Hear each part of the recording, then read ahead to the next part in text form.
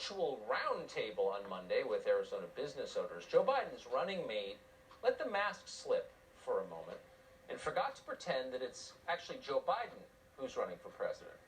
It's all on video. Watch this. Pretty amazing.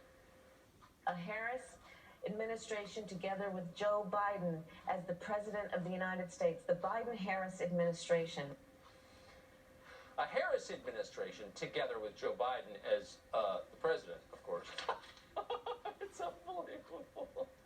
It's like the warm-up act pretending they're the headliners. Pretty humiliating. So you might expect Joe Biden would be annoyed by this, but he wasn't fazed in the slightest, assuming he understood what happened. In fact, Joe Biden appears to believe that he is in fact running for vice president. This is real footage from yesterday.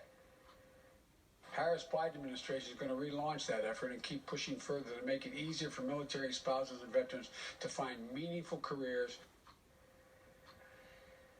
The Harris-Biden administration. It's worth noting that Joe Biden appears to be reading from a teleprompter, naturally, as he said those words. So maybe the campaign's just gone ahead and made it official. Maybe this is how they're fighting the patriarchy. It's the Harris-Biden ticket. Joe Biden's just along for the ride. Judge Jean Pirro is a Fox News host, author of the book Don't Lie to Me and Stop Trying to Steal Our Freedom. We're happy to have her on tonight. Judge, thanks for coming on. So is it better just to be honest about it and say, yeah, I mean, it's the Kamler, or whoever we're pronouncing your name now. Hey, it's the Harris-Biden administration.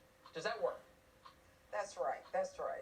Well, you know, there are Freudian slips, Tucker, that are accidental, and then there are slips that are not inadvertent.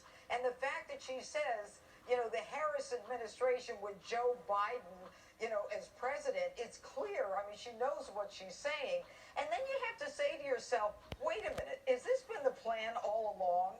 Like, what's going on behind closed doors? And what are they not telling us? And maybe President Trump was right when he talked about Joe Biden being the Trojan horse in that election. And it's really more interesting when the next day, I think it's 24 hours later, Joe Biden comes out and he says, yeah, the Harris-Biden administration, and he's reading a teleprompter, but it doesn't connect, which is a sad comment on his mental acuity.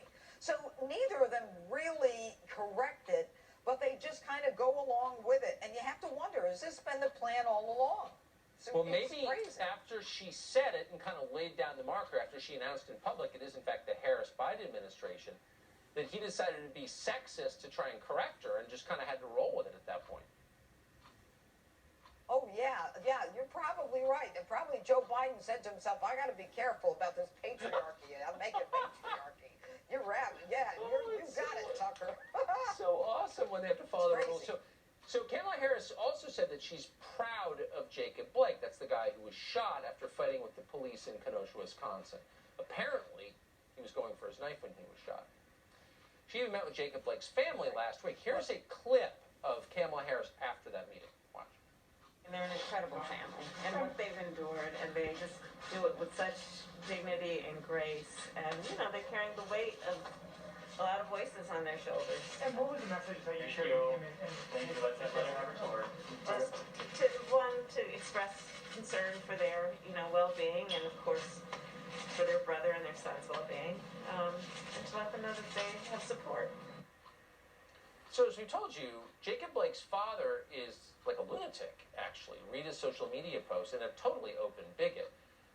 Kamala Harris apparently doesn't think anything about it. In fact, she thinks that's worth praising. Meanwhile, she has not visited the families of the L.A. sheriff's deputies who were just shot in the face on Saturday in Compton.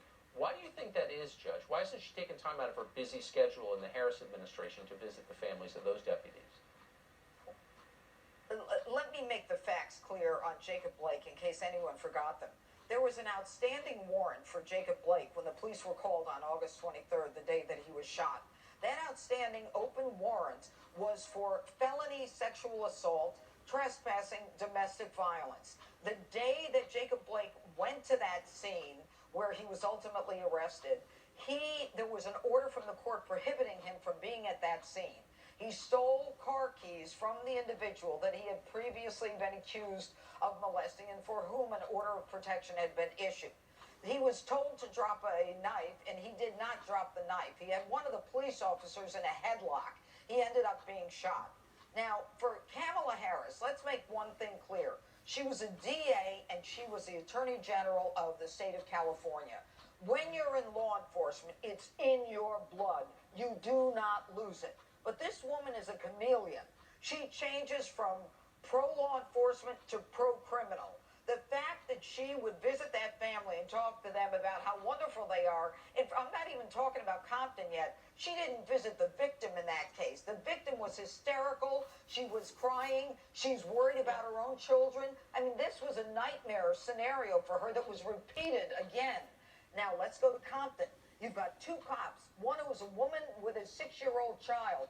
The other is a recent rookie, a graduate from the rookie school. The fact that she wouldn't make a phone call or even talk about them indicates the side that she's taken. She's in favor of Black Lives Matter. She's anti-law enforcement. She's in favor of defunding the police. Her silence in this situation where people are hoping that police die, they're supporting the massacre, the attempted murder of these two officers, tells me that her silence is acceptance. And for the American, for all of us, it tells us what's coming in a Harris-Biden administration.